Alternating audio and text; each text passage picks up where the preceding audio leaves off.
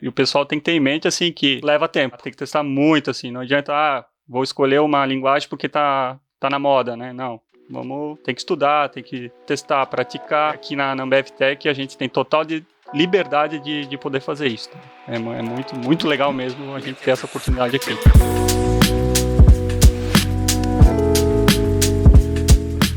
Olá, meu nome é Thaísa Candela, eu sou Developer Relations Expert aqui na Rocket City e esse é mais um episódio do podcast Proxy. E mais uma vez, eu não estou sozinha, o senhor Rodrigo Terron se apresenta pra gente, por favor. Olá, Thaísa, muito bom estar aqui novamente. O Proxy, ele tem se reinventado, né? A gente tem, a cada episódio, acho que tem sido um processo criativo diferente. Meu nome é Rodrigo Terron, eu sou um dos sócios diretores aqui na Rocket City e sou co-host aqui desse podcast fantástico, né? E essa segunda temporada está sendo uma experiência, assim, muito, muito interessante, né? Acho que hoje não vai ser diferente. E para quem tá chegando agora, de repente você, não sei o que é o Proxy, nunca vi, é o primeiro episódio que eu tô assistindo. O Proxy é um podcast onde a gente traz aqui as empresas, né? Então, diferente do Fala Dev ou de outros conteúdos que a gente traz um contexto muito da carreira, de como é ser desenvolvedor, aqui a gente abre a caixa preta, mostra como é trabalhar em algumas empresas, né? Como as decisões técnicas são tomadas, quais são os desafios, o que está acontecendo no mercado, como as empresas têm se transformado, como os times têm crescido. A gente já falou aqui um pouco de tudo, sempre tem ali um tema central, mas a gente sempre aborda vários aspectos de como é estar numa empresa, e eu sempre falo que é muito legal, né, Thaís? A gente recebe muito feedback da comunidade falando, para mim foi super interessante porque ou trabalho como freela, ou trabalho numa empresa menor, entender a dinâmica de uma grande empresa é muito interessante. E o que a gente faz aqui é a ponte entre as empresas e o desenvolvedor.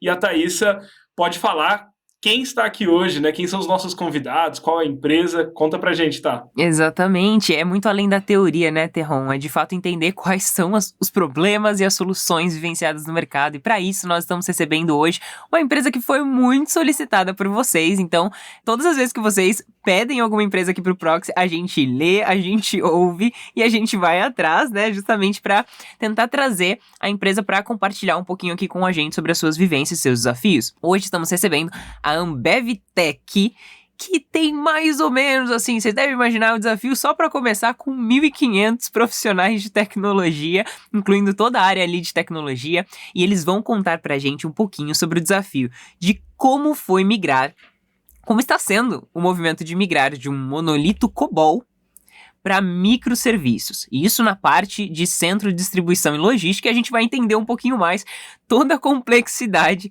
de fazer essa transição e também todos os impactos. Afinal de contas, a empresa não pode parar, né, gente? Não dá para parar para fazer uma migração, tudo precisa continuar acontecendo enquanto tudo isso vai sendo feito, beleza? Eu lembro de quando a gente falava assim, um dia a gente vai ter um episódio falando de COBOL, e esse dia chegou, né? Esse dia chegou, maravilhoso. E quem que a gente tem aí para contar um pouquinho sobre esses desafios pra gente? A gente tem aqui duas pessoas, né? A gente sempre tenta trazer mais de uma perspectiva, pessoas que trabalham em desafios diferentes. Então a gente tem o Emil e a gente tem o Rafael. Vou deixar eles se apresentarem, falarem um pouco não só do momento atual da carreira deles dentro da Ambev, mas contar um pouquinho pra gente, né? De como eles chegaram aonde eles estão hoje. Emil, seja bem-vindo se você quiser começar se apresentando. E aí na sequência o Rafa também já bate um papo com a gente. Então tá, muito prazer estar aqui. Eu sou o Thiago Emil, mas todo mundo me conhece por Emil. É muito difícil me chamarem por Thiago e não tem... Se chamar, você vai achar que estão bravo com você, né? Exato. Pode ser. Thiago é só em casa mesmo. Tenho 15 anos já de experiência na área, né? Comecei como estagiário lá atrás, comecei com Delphi, né? Trabalhei muitos anos com Delphi, 7, 8 anos com Delphi. Fui migrando para outras tecnologias, fiquei um tempão trabalhando em Java. Então, agora nos últimos 7 anos, atuei bastante com microserviços, mensageria, e estamos nesse desafio novo aí de migrar sistemas legados, grandes sistemas legados com muitas linhas de código para facilitar, né, o dia a dia de inovação, né? Digamos assim que esse é o nosso grande desafio hoje aqui na Ambev Tech. Muito bom, Emil. 15 anos é bastante tempo, bastante experiência para compartilhar. Não começou ontem, né? Definitivamente não começou ontem. Rafael, por favor, seja muito bem-vindo. Um prazer ter você aqui também. Se apresenta aí pra gente. Olá, sou Rafael Peters, sou de Blumenau, trabalho na AmbevTech há 18 anos, só com COBOL 15 anos direto e trabalhando com parte de desenvolvimento mesmo, no dia a dia. Agora, nos últimos 3 anos, a gente está trabalhando mais diretamente com essa evolução para microserviços, então eu estou desenvolvendo em C#. Uau! Agradeço muito a poder participar aqui com todo mundo hoje. Que isso, o prazer é nosso. Seja muito bem-vindo, então, Emil, Rafael e AmbevTech, né? É um prazer. A gente tem conversado com empresas assim incríveis. A AmbevTech não é diferente. A gente tem visto o movimento de vocês nas comunidades, participação em eventos, contratação de muitos desenvolvedores, né? A Thaisa falou aí um número 1.500, mas esse número provavelmente não é o número final, né? Vocês estão aí com dezenas, se não centenas de vagas abertas e crescendo, e eu acho que isso é o mais legal. Thaisa, vou deixar então você puxar aqui as primeiras perguntas, eu tô super curioso, porque é uma temática muito interessante, né? Exatamente. Bom, se a gente tá falando de uma migração de um monolito em COBOL para uma nova tecnologia, uma nova arquitetura, uma nova estrutura, não faz sentido a gente falar direto sobre essa nova estrutura. Faz sentido a gente entender um pouquinho mais sobre o momento em que essa decisão foi tomada. Afinal de contas, tecnologia é ferramenta, né? Então, se essa decisão foi tomada em um determinado momento, eu queria entender um pouquinho mais. A gente tá falando de o quê? 25 anos atrás, né? A gente não tá falando de 10 anos atrás. Então, 25 anos atrás, o momento, a época onde essa tecnologia foi escolhida. Rafa, conta um pouquinho aí pra gente. Por que ela foi escolhida? Quais eram as implicações ou as variáveis que pelo menos você consegue pensar que realmente foram fatores extremamente relevantes para essa escolha? Eu imagino assim, eu estou há 18 anos na empresa, mas a história, assim, ouvindo a história de Blumenau também, a história de como foi formada a empresa, ela tem muito a ver com o momento da região, tipo, tem outras empresas que trabalhavam com COBOL, tinha uma expertise toda, tanto dos fundadores da empresa, na parte de tecnologia, que na época era HBSys e depois se transformou em AmbevTech, né? E foi adquirida pela Ambev, no caso.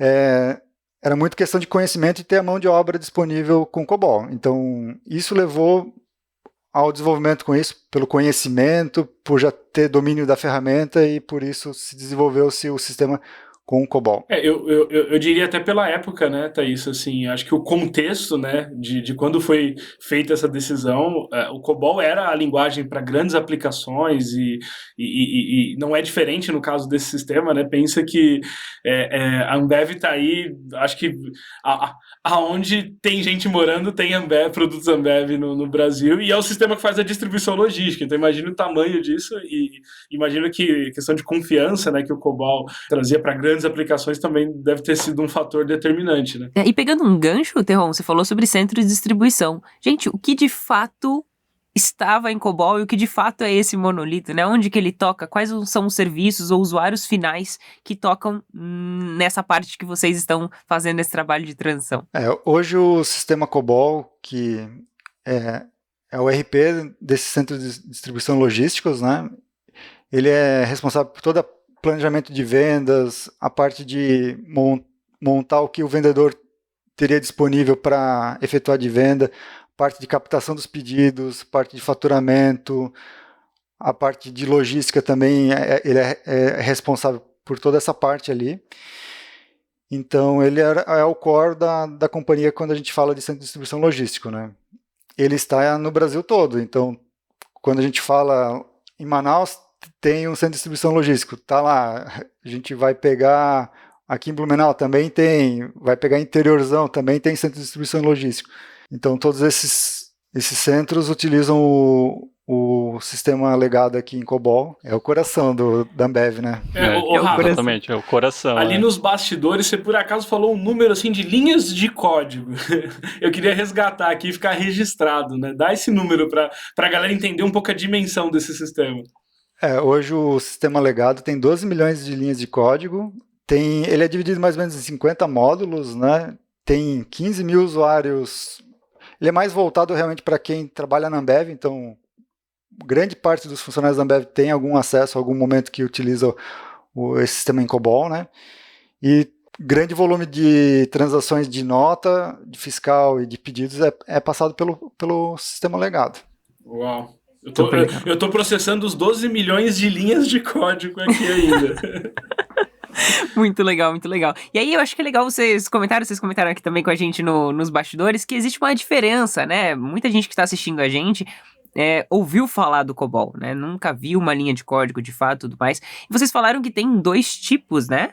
O que vocês chamaram ali de COBOL Character e o COBOL Web.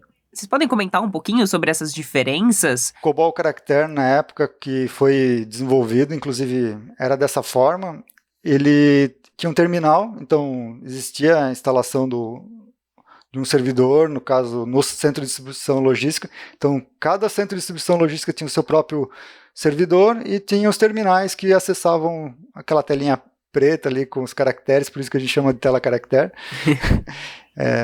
bem conhecida.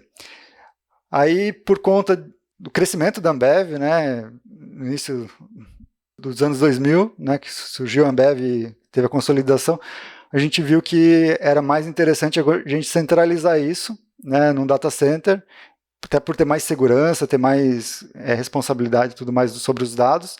E aí a gente precisou, né, migrar isso aí na época que era Character para web. Então hoje o sistema legado ele utiliza web. Então toda a parte de front-end é web e quem fornece esse front-end é o COBOL. Por trás roda o COBOL e apresenta a tela com HTML, JavaScript, qualquer ferramenta mais nova de tela dá para ser desenvolvida, mas com a parte de trás sendo back-end em COBOL, né? Isso foi mais ou menos nos anos 2000, né? Então, assim, foi mais ou menos quando você chegou, né? Essa transição começou a acontecer. Então, a gente tá falando de 2 transições, né? A gente tá falando do COBOL Character, né? Para o COBOL Web, né? Em determinado momento teve, então, era tudo descentralizado e foi para algo mais centralizado. E aí a gente vai estar falando depois, né, de uma outra transição. Então, logo que você chegou, você consegue dizer pra gente, assim, alguns desafios que vocês enfrentaram logo que foi pro COBOL Web? O primeiro desafio que eu tive exatamente foi essa migração de caractere para web, né? Então, teve todo esse trabalho de não querer mexer nas regras de negócio. Na época, eles optaram por, não mexe na regra de negócio, vamos mexer só na parte de front-end, a parte de usabilidade, a parte de poder permitir que se centralize, porque o web permite melhor tu não ter algo instalado Na época tinha muita moda de usar Delphi, essas outras linguagens, então poderia ter ido para uma aplicação desktop, né? Mas não, o time já pensou um pouquinho à frente, não, vamos fazer web, né, que é o futuro. E deu super certo essa questão, tanto que a arquitetura que foi desenvolvida na época durou por muito tempo e atendeu muito bem a Ambev por todo esse período. Legal. E você, Mil, o que você pode falar pra gente sobre a forma com que a gente tá falando de pessoas, né, que de fato vão lá e tem que fazer os registros, por exemplo, né, dessas distribuições de produtos da empresa. Não foi só a arquitetura e a tecnologia que mudou, o mundo mudou nesse tempo. É muito tempo, né? E as coisas hoje são muito mais aceleradas. Então, no comportamento de quem usava, né, o produto de vocês, o que mudou e, consequentemente, como que impactou naquilo que vocês estavam construindo? Então, vamos pensar assim, antigamente, os vendedores, né, não eram os próprios donos de bar que faziam os pedidos como é hoje, né? Então a gente tinha os vendedores, tinha que pegar, fazer visitinha em cada ponto, né? Cada pontinho de venda, registrava os pedidos no Palm, né? Não era smartphone, era um Palm mesmo, né? Então, só que qual que é o problema? Quando já vinha os pedidos uma vez só, né? Então passava todos os bares, chega num determinado horário, vamos descarregar os pedidos. Então já no fim, mais ou menos 4, 5 horas da tarde, né? Então a gente não tinha aquela visibilidade, quantos pedidos vai ter hoje? Então, claro que a gente sabe mais ou menos qual que era a média, né? Vai chegar uma porrada, pedidos, a gente né? não sabe quanto, mas vai chegar uma porrada. Basicamente isso. Então a transição foi Imagina a tentar complexidade, fazer isso um né? pouquinho mais rápido, né?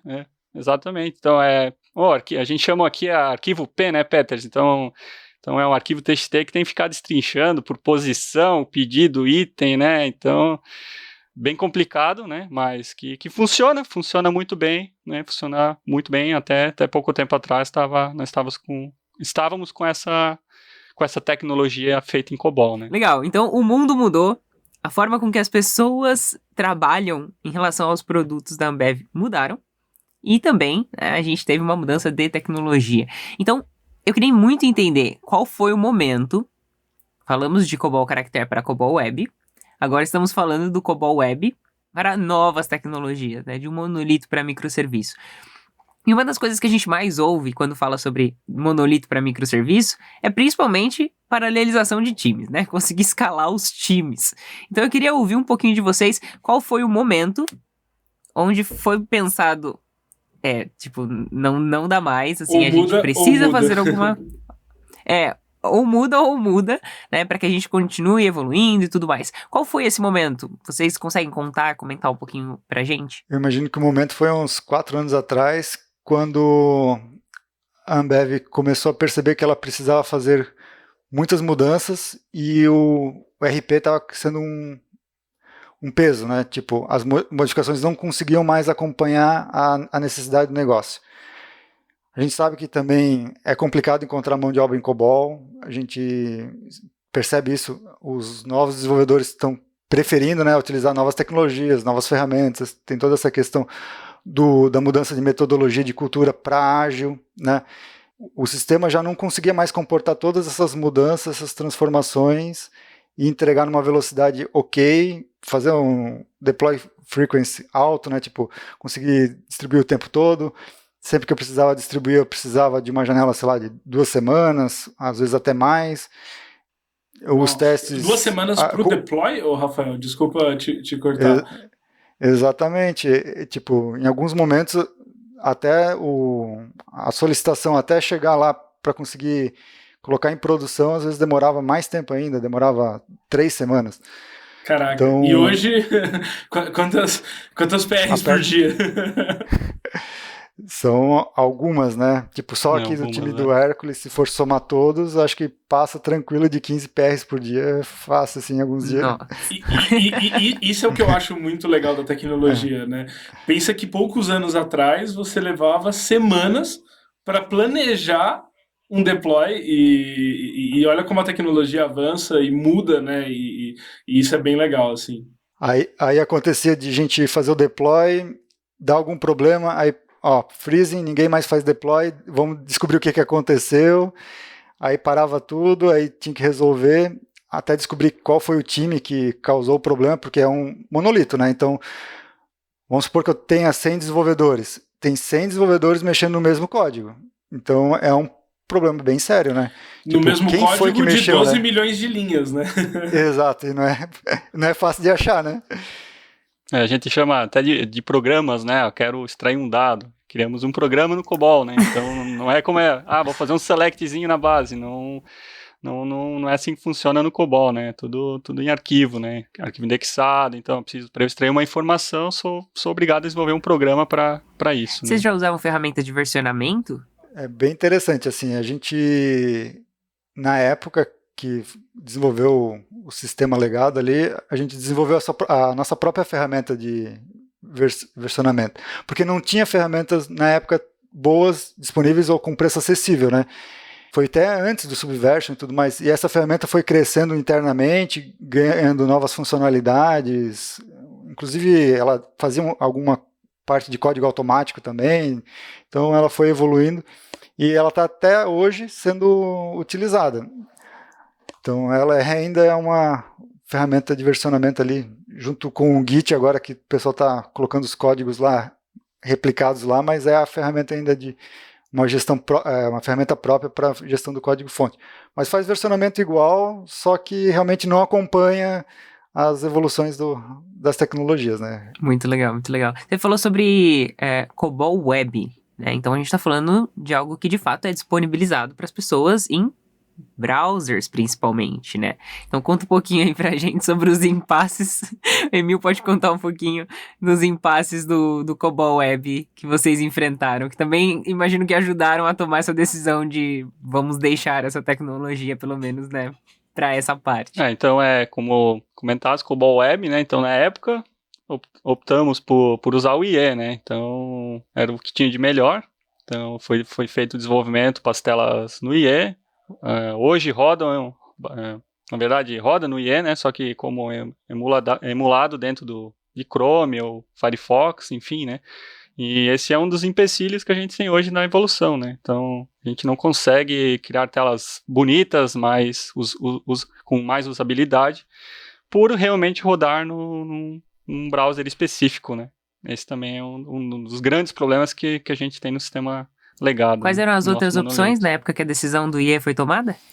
Tinha Netscape, além do Internet Explorer. É, Muita gente pode estar pensando, nossa, mas por que escolher o IE, né? Se tem o Chrome, se tem o Mozilla, né? exatamente. Acho que não. Não tinha. eu acho que... E isso Muito acaba bom. sendo um desafio também, né? Eu acho que vocês chegaram a falar que vocês utilizam hoje uma ferramenta dentro do Chrome para poder acessar como IE, né? Como é isso, né? Porque os navegadores também mudaram muito no decorrer dos anos, né? O Chrome até uma versão anterior ali, ele permitia emular o IE. Agora até as mais novas nem permite, mas como a gente acessa com esse emulador, acaba funcionando, né? Então, mas o IE realmente é uma ferramenta que já está morta, né? Então não... E hoje, se a gente for migrar para o Chrome, a gente teria que fazer uma adaptação de código ali que a gente avaliou e talvez não compensa ser feita agora. Já que a gente está fazendo essa evolução para microserviços, talvez deixa como está funcionando. Acho que mais um ano, 2 aí nessa com o Internet Explorer não vai ser o maior problema. Legal. E você falou também sobre a questão de evolução, né? Pô, tipo, a empresa não para de evoluir, né? Ainda mais uma Ambev da vida, ela não pode parar de evoluir em nenhum momento, não parou nesse período todo.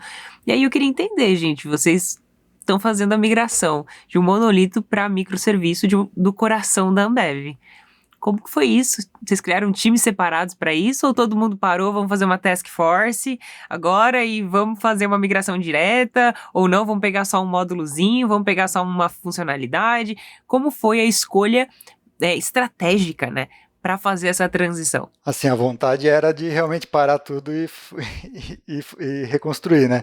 Mas a gente sabe que não dá, o negócio não para, as demandas de negócio vêm o tempo todo e seria muito arriscado, talvez, parar por 2, 3 anos um monstro ali, o core ali para congelar e conseguir realmente fazer essa migração.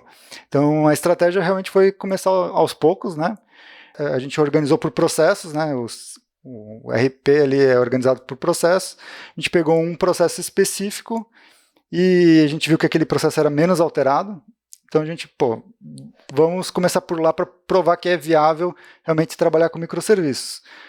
A gente pegou esse processo específico ali, que no caso a gente chama de crítica de pedidos, mas basicamente é um pós-importação do pedido. O pedido chegou no RP e ele faz tipo uma nova checagem se a parte financeira está ok, se os preços estão ok, porque o vendedor pode ter aplicado um preço que talvez não seja compatível com a política da Ambev, né? Então a gente faz uma segunda checagem ali. Então é um processo que não mexe tanto.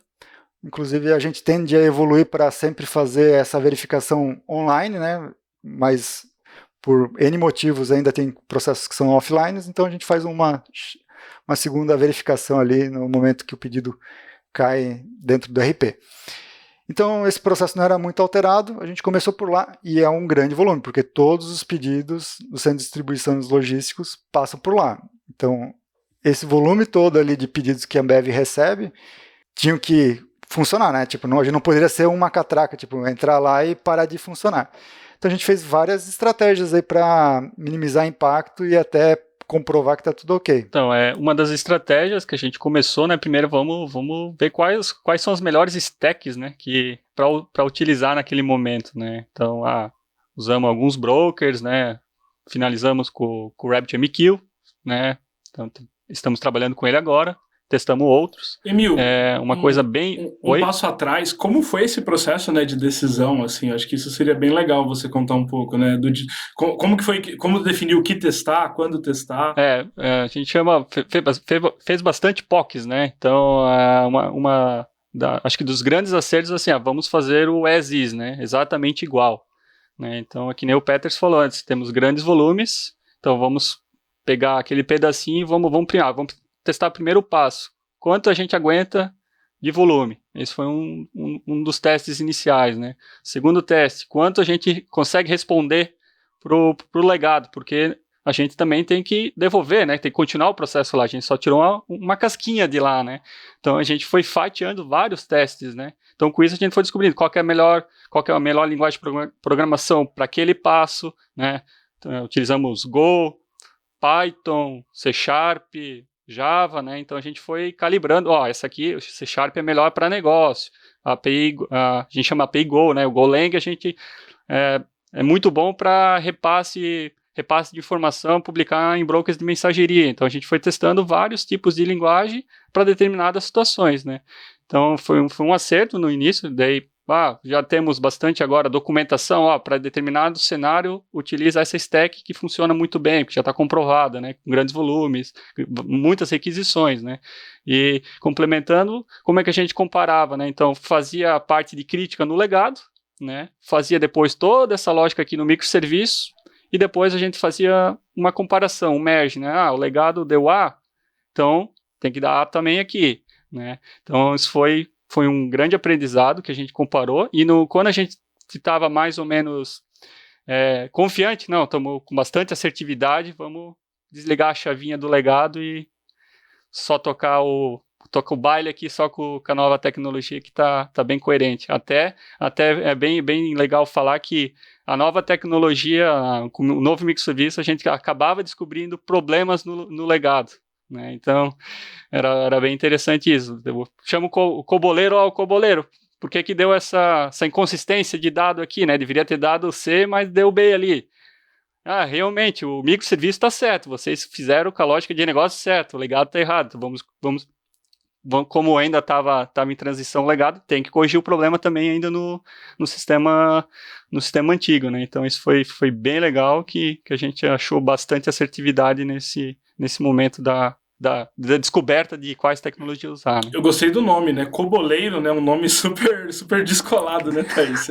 E Emil, uma coisa bem legal, você falou de POC, né? A gente já falou de POC aqui em outros episódios, né? E basicamente, para quem tá aqui, de repente falou, o que será que é uma POC? Né? Uma POC é uma prova de conceito, né? Então, uma decisão de mudança tecnológica, ela é algo muito complexo e às vezes muito grande, né? E antes de você ir lá e decidir, e aí de novo, né? A linguagem, eu achei legal que o Emil falou várias linguagens e para qual contexto ela funcionou melhor. As linguagens, elas são assim, e você consegue identificar isso testando. Então a POC, ela vem nesse sentido, né? Deixa eu testar aqui como vai comportar com essa linguagem. Vamos ver o tempo de resposta que vai ter com essa linguagem aqui. E é um processo super importante, né, das empresas. E aí, uma vez que você valida a POC, aí sim você vai para uma mudança significativa, e isso reduz impacto, reduz o tempo, reduz erro, né? De repente a pessoa se decide e aí quando você vira para a produção, você descobre que não era a tecnologia certa.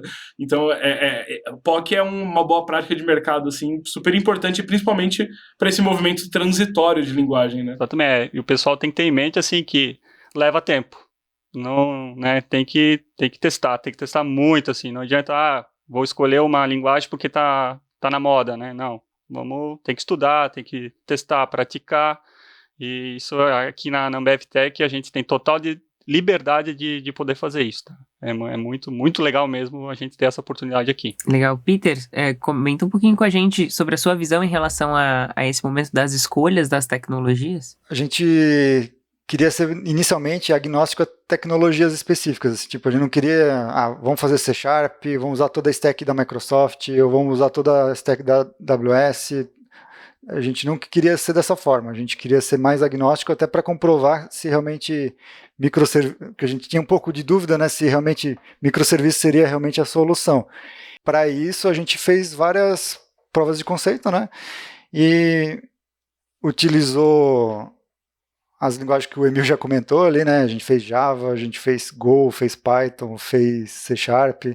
Então a gente brincou. Só não fizemos o microserviços em COBOL, porque a gente viu que tinha uma questão ali complicada com licenciamento e tudo mais, a gente acabou, não vamos fazer que... E mesmo porque as ferramentas que a gente tem disponíveis com Python e com C Sharp, tem muita coisa free que a gente pode já utilizar assim, sem ter muito custo, né? Então, como a gente estava provando, a gente não pode ir lá e sair comprando um monte de coisa, ainda mais que a Ambev, né? Tipo, a gente tem que ter um cuidado aí, né? Então, por conta disso, a gente fez várias POCs, a gente se preocupou muito não só com a linguagem, mas também como é que a gente ia fazer o trace, já que ia fazer microserviços, tinha que ter um trace legal, a gente tinha que ter um broker também bacana, então a gente utilizou outros brokers no início, né? Não, A gente usou o Service Bus agora, né? A gente está usando bastante, mas também o RabbitMQ, o Solace, que é um broker até meio desconhecido, o Kafka. Então a gente fez uma pesquisa bem legal aí para mostrar o que um desempenhava melhor que o outro, até por conta de performance, que a gente estava bastante preocupado ali com o volume da Ambev e com a escalabilidade do negócio como um todo. Porque se tudo vai ser microserviços, imagina a comunicação desse ecossistema, tem que fluir muito bem, né? E inicialmente assim a gente estava com uma preocupação bem grande de ser sempre processos mais assíncronos. Agora a gente está tentando balizar o que realmente precisa ser assíncrono, o que precisa ser síncrono, até para que um processo não fique todo amarrado, né? Imagina, se para eu fazer um pedido eu tenho que se comunicar sincronamente com, sei lá, 100 microserviços de uma vez só, acho que a gente vai ter algum problema aí. Então tem processos que principalmente envolvem volumes que a gente opta por fazer assíncrono mesmo. Então a gente joga na fila aí dos brokers aí para resolver para nós, né? Até outro ponto importante ali que tu comentou nas provas de conceito, os bancos, né? Usar banco relacional ou não relacional, né? Então, foi muito legal na época usar o banco não relacional, porque ele era muito mais fácil de ficar alterando campos, né? Não tem aquele alter table como é o relacional, né? Que tem mais gente mexendo ao mesmo tempo. Versionamento de base, eu já não tenho mais esse campo, dá esse problema, né? Então, também foi muito, muito importante, assim, nos testes, qual banco usar para provar, né? Claro que cada microserviço tem o banco, né, relacionado ao seu microserviço tem a sua particularidade, né, mas a utilização do não relacional para iniciar esses testes foi um ponto muito importante. Oi, Emil, deixa eu fazer aqui uma pergunta também que é super bacana. Como foi, vamos colocar assim, o envolvimento do time nessas decisões, nessas POCs? Como que foi a adaptação, né, no momento que você... vamos usar Go para isso, C# para aquilo, banco relacional para isso, não relacional para aquilo. Como foi esse processo internamente? E eu imagino, né, que provavelmente você tem diferentes gerações de programadores dentro do time, né? Um time muito grande, você tem lá os coboleiros que estão aí, vamos colocar assim, mais de uma década ali na aplicação, e você tem os desenvolvedores provavelmente que estão chegando agora, de uma geração mais nova. Como é essa questão internamente, assim, obviamente o que você puder compartilhar. Olha, eu acredito, é a mais transparente possível, tá? O pessoal é muito, muito adaptável, né? Os coboleiros querem mesmo vir para aprender novas tecnologias, né? Tem, às vezes, aquele medinho, assim, até um próprio desenvolvedor que não é coboleiro, vou mexer em Golang, não sei como é que funciona, né? Dá aquele friozinho na barriga, mas aqui é todo mundo, a gente tem, o pessoal é muito, muito receptivo, não sei, mas eu sei quem procurar, vou ajudar. Então a gente realmente não... É uma família, assim, a gente chama aqui que todo mundo está apto a um ajudar o outro, né? Até o Peters pode contar um pouco melhor, trabalhou anos com o COBOL, como é que foi essa trajetória para ele, que hoje está ali detonando no C#, né? Para mim foi um friozinho na barriga bem grande, porque quando eu via toda a stack ali de possibilidades de tecnologias e ferramentas, realmente me assustei, né? Mas aí fui aprendendo uma coisa de cada vez, sem pressa, tipo, conforme vinha surgir a necessidade, tipo, agora preciso trabalhar com Datadog, então vou lá, entendo o que eu realmente preciso, dou uma estudada. Isso é um negócio bem bacana na Ambev Tech, que a gente tem um tempo, agora inclusive é oficial, né, tipo, a gente chama de Self Friday, que tu tem o período da tarde de sexta-feira livre para estudar o que você quiser. Uau, não vai ter gestor legal. incomodando lá, marcando reunião, né, para ti, para poder fazer o estudo ali do que realmente é importante para o teu desenvolvimento.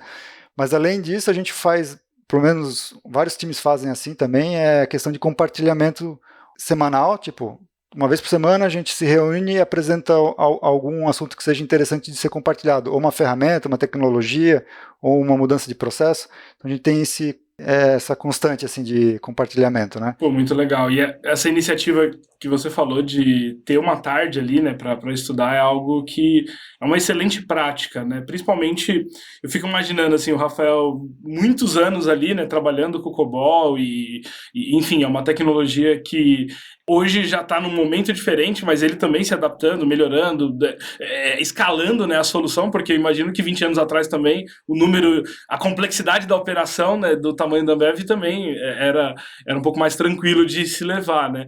E aí, de repente, esse monte de tecnologia chegando e eu acho legal essa postura de, não, peraí, para tudo, vamos estudar, vamos fazer POC, vamos liberar a galera para estudar, vamos misturar, né, a geração mais nova com a geração que está aqui, os coboleiros. Eu vou usar esse nome, eu gostei desse nome. Mas é super, super legal ver isso, né? Porque você fica imaginando que talvez ali você vai ter um conflito, alguma coisa assim, né? É o time dos coboleiros contra os times do Go. Mas é legal ver como vocês estão trabalhando juntos para levar a aplicação para um próximo nível. Vocês falaram sobre compartilhamento de conhecimento. Quando a gente fala sobre criação de microserviço ou sobre a mudança de uma tecnologia, principalmente em times muito grandes, a gente tem um trabalho de documentação também bem grande, né? Queria saber um pouquinho dos desafios que vocês enfrentam e até mesmo a forma como que vocês desenvolvem, se vocês utilizam tecnologias para fazer essa parte de documentação, né? As wikis, enfim, quais são as práticas que vocês têm para manter todos os desenvolvedores e desenvolvedoras atualizados sobre aquilo que a gente tem dentro de casa, né? Hoje a gente tem o GDG, né, que é o Guia do Desenvolvedor das Galáxias, né, Guia do Desenvolvedor das Galáxias, legal. Que é a nossa wiki, né? Basicamente a gente posta as POCs lá, o que é o nosso microserviço, o que é a nossa equipe, quem é a nossa equipe, todos os diagramas, a gente consegue postar lá e fica visível para qualquer pessoa da companhia lá visitar e estudar, né? Então, a gente também tem outros eventos internos, nós temos o Architects, né? Então, os arquitetos vão lá, se reúnem, vou mostrar isso aqui que eu fiz, né? Então, é bem importante a parte da documentação mesmo. Muito legal, o Wiki ali é uma riqueza enorme ali para todos os desenvolvedores não só desenvolvedores, né? Nossos POs, tá tudo lá registrado. Não tem só arquitetura lá, tá, gente? Tem parte de negócio, tem um monte de coisa. E isso precisa estar numa prática do dia a dia, né? Exatamente. Legal, muito bacana. E falando sobre testes, outro gancho aí com o que você falou. Eu queria saber como que era a questão de testes no COBOL e o que vocês utilizam hoje de ferramentas de testes na estrutura que vocês têm hoje. No COBOL, a gente tinha bem pouco teste, então era... Teste unitário a gente não aplicava, aquele teste automatizado unitário, né? Quem desenvolve, sim, fazia os testes unitários antes de enviar para um time testar. Normalmente tinha até estrutura separada um pouco de desenvolvedor e teste, coisa que o Ágil, agora trabalhando, por exemplo, com microserviços, eu mesmo desenvolvo, monto os testes, me preocupo com o todo, né? Com a qualidade, é minha responsabilidade, né? Eu não terceirizo a responsabilidade por testar, né? E com o COBOL tinha muito essa lance de uma pessoa desenvolvia porque era muito complicado testar, então passava para um outro time testar que conhecia um pouquinho mais a regra de negócio e testava. Então o teste unitário realmente era muito focado só no que o programador conseguia fazer. E de teste automatizado, a gente tem realmente um teste bem amplo, mas só no processo crítico. Então a parte de recepção de pedido, faturamento, a parte de logística, assim, o core business, assim, a gente garante com teste automatizado, mas esse teste também demora horas para ser executado. Então, se tu for executar ele inteiro, vai demorar, sei lá, um dia, se não mais, para executar, porque ele realmente é grande, tem 1.800 casos de teste. E o que não testar? A gente fica sempre na dúvida. Então, melhor testar tudo, né? Porque como a gente não sabe exatamente onde vai impactar, porque é um monolito, então aquele teste gigante tem que ser executado. E aí fica inviável assim, a gente conseguir fazer distribuição contínua, né, dessa forma. Né? Então tem que realmente passar para alguém ir lá executar esse teste, porque ficar executando várias vezes por dia não dá, né? Porque são horas, né, para executar. Então deixa para fazer uma vez por semana, uma vez por entrega de versão. Né? Agora, pensando em microserviços, a gente realmente tem até uma cobertura bem interessante. Assim, eu posso falar pelo time que a gente trabalha, que é o Hércules, né? A gente tem cobertura acima de 90% do teste unitário, né? Então, cobertura de teste bem forte mesmo. A gente sabe que não precisa de tanto, até a gente sabe que mais de 75% já é um número bem, bem legal. A gente tem os testes integrados também, que a gente usa Postman, Cypress, usa outras ferramentas aí para a gente fazer esse teste integrado com front-end, com back-end ali.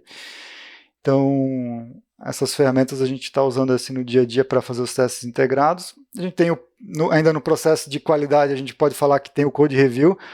Como a gente usa o Azure DevOps ali, a gente amarra a nossa pipeline ali para só conseguir fazer o merge com o master. Após um code review, a gente exige que 2 pessoas façam code review, é a regra nossa aqui do time. Então, pelo menos 2 pessoas têm que dar o code review lá, dar o approve. Só então o código é mergeado para o master. A mesma coisa. A gente testa em ambiente dev, passa para non-prod para homologar normalmente com o PO, né, para mostrar o resultado ali. E só o PO realmente pode dar o ok para mandar para prod, né? Então, ele tem essa autonomia hoje de poder realmente dar o ok e mandar para prod. Não é o desenvolvedor que faz, mas é o mesmo como a gente usa Docker, né? Usa Kubernetes. Então, é o mesmo que a gente testou aqui é o que vai para frente, né? Só muda o ambiente. Até complementando o que o Peters falou, abrir o PR, já está rodando a pipeline, buildando, passa sonar, passa Dependency Track, vê se tem alguma vulnerabilidade, né? Então, se está tudo ok, aí sim aparece o botãozinho lá, pode revisar, aprovar, né? Aprovando, então a gente tem cenários de teste que a gente chama end-to-end. Pegamos um dia a dia lá de produção, ó, pegar um cenário de ontem lá que aconteceu em produção, todo o ciclo, né? Pedido vindo, vem para o microserviço, faz o que tem que fazer, vai para o roteirizador, qual que é o caminhão que vai entregar, volta e manda faturar, né? Então a gente pegou aquele cenário, congelou numa base de testes, né? Então quando roda aquele, o código eu quero testar meu código aqui, o programador, né? Então localmente ele consegue reproduzir o cenário de ontem, né? Então assim, tem que dar 150.9 lá na coluninha de volume, né? Então, fiz uma alteração no código, realmente, não quebrei nada, tá tudo funcionando, então meu código tá apto para ir para produção, né? Então, esse também é um cenário bem legal que quando o código dele for lá aprovado, tá indo para produção, tem uma pipeline que valida um cenário real mesmo de produção do dia a dia da Ambev. Então, a gente fica bem mais tranquilo, então o código que está lá agora é um código novo, né? Não afetou a princípio a produção do dia anterior, né? E nem do dia atual. Essa sua fala de a gente fica bem mais tranquilo, ela é algo que a gente percebe muito que é uma preocupação que as empresas precisam ter cada dia mais, né? Que é o que eu costumo chamar de developer experience, né? É a experiência da pessoa que está desenvolvendo o código. Se essa pessoa está segura, se essa pessoa está tranquila, se essa pessoa tem um ferramental e uma estrutura propícia para ela trabalhar, sabendo que se ela desenvolver algo, ela vai conseguir testar com rapidez, né? Se ela tem um ambiente de fato que vai barrar se tiver faltando alguma coisa que ela esqueceu ali no meio do caminho, é muito mais prazeroso trabalhar num ambiente que se preocupa com isso, né? Que te dá ferramental para isso, que você não tem que ficar, meu Deus do céu, e agora? Eu não consigo testar esse cenário aqui específico, seria um parto, conseguir reproduzir o erro que aconteceu ontem, sabe? É quase que desesperador, né, você não poder fazer essas coisas. E quando a gente ouve, a gente sabe que não é toda empresa que possui, às vezes, capacidade, às vezes, financeira para pagar por alguns serviços, né, que muitos serviços são realmente pagos, né, mas a gente sabe que tem toda uma questão de cultura DevOps, né.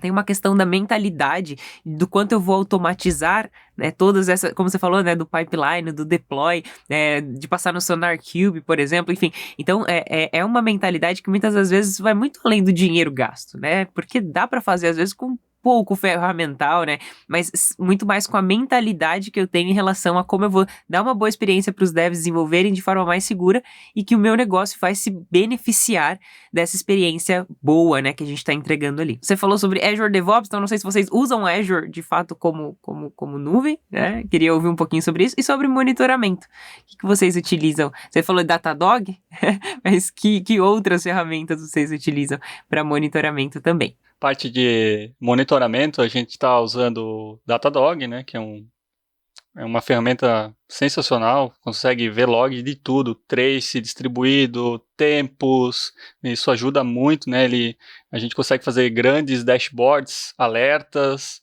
a gente tem muitos alertas que já Datadog, deu uma fila, bateu um erro numa fila lá, então ele já pega, tem um dash lá, mas não adianta se não tem ninguém olhando, né? Então já faz um pingzinho lá no Teams, então já tem um grupozinho todo de suporte, olhando, opa, temos que verificar o que está acontecendo, né? Também temos o Sentry. O Sentry é outra ferramenta muito, muito legal, que analisa, deu uma exceção aqui no teu código, já abre lá o cardzinho na Azure com a stackzinha, deu um exception aqui que não era esperado, então a gente não precisa ficar já analisando o log, então já está tudo bem automatizado para a gente consertar o quanto antes aquele problema inesperado que aconteceu, né? Então a gente tem outras ferramentas que a gente desenvolveu, né? A gente tem próprio microserviço que a gente desenvolveu para monitoramento, né? A gente tem um exemplo que a gente chama aqui de MCM, né? É o monitoramento custom metrics. Então a gente analisa todos os JSONs trafegados, protobufs. Se deu algum problema, a gente consegue resgatar esses arquivos e fazer o reprocessamento, né? A gente faz o replay para não ficar dependendo do sistema legado lá. Com o Promax, né, que é o nosso RP legado, exporta para mim os pedidos de novo, então a gente tem um custo um pouquinho meio alto de acionar suporte, o usuário lá da ponta final, então a gente consegue fazer tudo já pela nova tecnologia, né, fazer esses reprocessamentos mais automatizados e recebendo os alertas na ponta do nosso smartphone, né, que esse foi um grande ganho que a gente tem aqui para monitoramento juntamente com a equipe, né. E não é só a equipe de devs e arquitetos que recebem isso também. Tem a parte de business que está envolvido também. Então, quem vê primeiro já, um chama o outro, vamos se ajudar, vamos resolver, porque a gente precisa o quê? Precisa faturar pedido no final do dia, né? Então, a gente precisa fazer essas entregas o quanto antes, né? E a nuvem? Exatamente. Bom, hoje a gente está utilizando a nuvem Azure DevOps, né? Então, parte de deploy, é tudo lá, Kubernetes rodam lá, então, releases estão tudo rodando na Azure DevOps. Até a parte de criação de tasks, né, que é a parte ágil ali, que os POs escrevem as histórias, a gente está utilizando tudo por lá. Quando a gente fala sobre várias tecnologias, e eu gostei muito do momento que vocês falaram sobre a questão das POCs, sobre testar, sobre entender que aqui faz sentido tal tecnologia, aqui faz sentido tal tecnologia, isso é literalmente você olhar para a tecnologia como uma ferramenta, né, entendendo onde faz sentido, né? O Emil até mencionou ali, não vamos usar o que está no hype, a gente vai ver o que realmente funciona, né? Se fosse COBOL, usaria, né? Não deixaria de usar, porque, sei lá, muitas empresas não utilizam, né? Mas sim entender de fato o que faz sentido. Então eu imagino que vocês têm aí uma gama de profissionais agnósticos também à tecnologia, profissionais que estejam dispostos a resolver problema, né? Não entrei aqui para trabalhar com tal tecnologia e não vou trabalhar com nenhuma outra. Tipo, imagino que vocês não buscam profissionais com esse perfil e com esse posicionamento, né? Mas sim profissionais que estejam abertos a aprender uma nova tecnologia, a se flexibilizar, a se precisar tocar ali no microserviço em alguma outra linguagem, vai estar disposto a sentar e aprender naquelas horinhas lá da sexta-feira, né? Aproveitar o seu tempo para se desenvolver como profissional que produz código como ferramental também, né? Então eu queria ouvir um pouquinho, eu não sei se vocês têm essa informação, que quando a gente fala sobre profissionais agnósticos da tecnologia, a gente também precisa falar sobre profissionais que se desapegam, tanto da tecnologia quanto de código que a própria pessoa escreveu. Então, vocês estão falando aí de um processo, né? Vocês estão contando pra gente de um processo que vem acontecendo há o quê? Uns 3, 4 anos, né? E vocês sabem me dizer se já teve código jogado fora disso que vocês vêm produzindo até aqui? Já teve algo que vocês fizeram e tiveram que reescrever, refatorar, ou até mesmo mudaram de ideia em relação a alguma coisa? Ou não, foi tudo liso, maravilhoso, e vocês estão usando as mesmas coisas, de primeira assim, as mesmas coisas que vocês fizeram lá no comecinho, né, 4, 3 anos atrás. O que você me conta, Rafael? Não, com certeza a gente já eliminou código, inclusive microserviços já nasceram e já foram eliminados. Então, realmente está tendo desapego a isso, né? Tipo, realmente um tempo atrás a gente fui eu que desenvolvi o código, quero manter, né? Então, tinha um pouco essa questão, mas é muito comum, assim, a gente desenvolver algo e ver, não, agora tem uma outra tecnologia que é melhor, ou uma outra forma de fazer que é melhor. Agora, recentemente, a gente já está desenvolvendo, por exemplo, um controle orçamentário novo, porque o anterior já não é mais o que o business quer. Tem outros clientes que a gente quer atender, não só mais o centro de distribuição logístico. e aí já muda toda a forma que foi construída. Então vamos construir algo novo que vale mais a pena do que ir lá e refazer, né? Tipo, modificar o que já tem. Então isso é bem comum. Até queria completar um cenário legal, né? Então, como a gente já comentou antes, que a gente tem que devolver ainda algumas partezinhas pro sistema legado, né? Então a gente tem que pegar, processar no novo e devolver, né? Então um cenário, um case assim, muito sucesso, que a equipe assim foi sensacional. Pô, começou a engargalar o processo, não sei o faturamento, né? Enfim, beleza, resolvemos o problema no dia, mas pô, não pode acontecer de novo, né? Então eu lembro até hoje assim, conversando com o pessoal, achamos uma lógica nova. O que aconteceu? Em 4 horinhas a gente desenvolveu um novo microserviço de integração com o sistema legado. Testamos à tarde e à noite já estava rodando em produção. E tá rodando até agora. Então, assim, a equipe abraçou realmente aquela causa. Não podemos atrasar o faturamento, não podemos atrasar também o carregamento, que outro dia o pessoal precisa entregar, né? Precisa receber o produto dele. Então, o pessoal abraçou a ideia e rapidamente corrigimos, criamos... vamos criar um novo microserviço? Vai dar tempo? Vamos tentar, né? Então, nem que a gente passa a hora um pouquinho mais começa mais cedo, né? E foi muito legal esse case. Em 4 horinhas a gente já tinha um microserviço novo, com deploy, rodando, e tá em produção até hoje lá, aí, rodando esse carinha. Eu falei dos 4 meses, ele falou assim, eu vou dar uma humilhada, eu vou mandar 4 horas. Não, mas ali só foi não foi um negócio, né? Um módulo novo, né? Foi só um pedacinho de muito legal. Integração com o sistema legado, né? Então, mas você percebe que hoje, como isso é fácil, né? Imagine falar disso alguns anos atrás, né? Por mais que seja uma interfacezinha ali, uma conexão, hoje a estrutura que vocês criaram permite que vocês façam isso em 4 horas, né? E isso, eu imagino o desafio que enfim, você tem que lidar o tempo todo com um sistema legado desse tamanho, construindo toda essa estrutura externa, conectando, trocando, é algo assim... super interessante, do ponto de vista de tecnologia. Mas assim, voltando àquele assunto lá dos testes, né? O que deixou mais confiante, a gente encaixou essa nova pecinha e o teste garantiu que, com a pecinha nova, end-to-end, né? End-to-end, a gente não quebrou nada. Então, isso que realmente, assim, foi o carimbo que a gente deu. Não, tá ok, vamos testar em produção, qualquer coisa a gente vira a chavezinha, né? Mas a gente tinha aquela confiança, não, o end-to-end deu ok pra gente, vamos colocar em produção mesmo. Sensacional. E projeção de futuro? Vocês estão num momento de transição, com várias partes já transicionadas, né? Será que a gente pode chamar assim? E ainda tem desafios pela frente, né? Ainda tem várias funcionalidades, várias regras de negócio que eu imagino que ainda vão passar por todo esse processo, que sem dúvida vocês aprenderam muito até aqui, né? E vão conseguir aplicar isso no que falta, vamos dizer assim.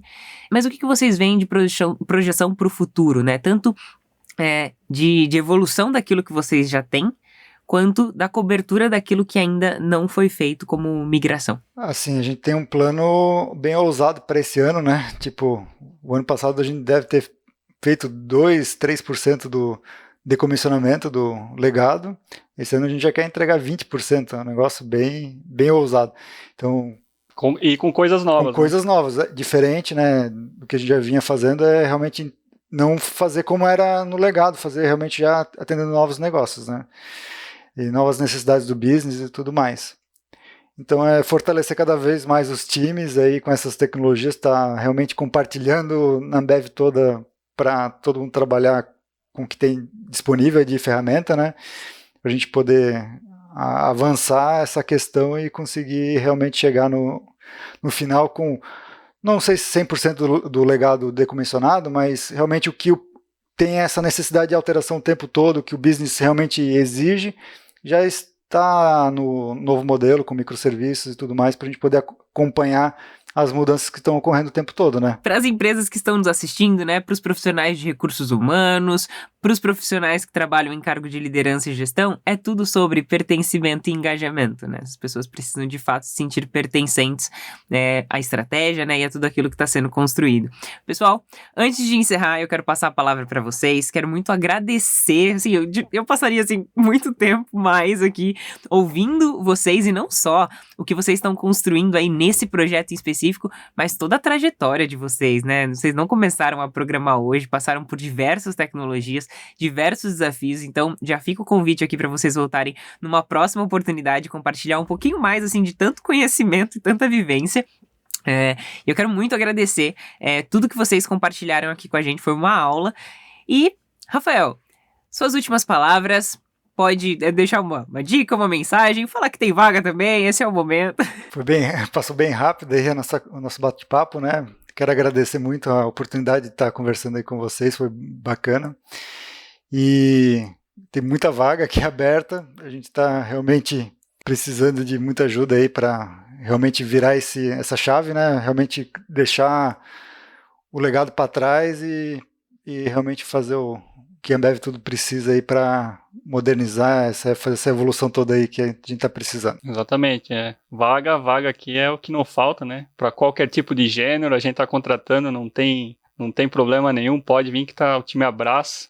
Ele, ela, qualquer um pode vir, tá? Não tem problema nenhum. Então tá aberto ali, só acessar o nosso site, ver as vagas ali, que temos até programas específicos para desenvolvimento de programadoras, desde o início de carreira, né? Então é sensacional o que a Ambev nos proporciona aqui para o nosso crescimento como profissional e pessoal também, né? Então estamos abertos para todo mundo. Eu faço das palavras da Thaís as minhas também, um prazer ter vocês aqui com a gente, né? Um prazer ter a Ambev Tech, muito sucesso, muito código, que vocês consigam aí concluir essa etapa, as portas sempre abertas, acho que tem aí oportunidades para produção de outros conteúdos, né? Não só aqui no Proxy, mas a Rocket em si tem muitas frentes de conteúdo que são super interessantes.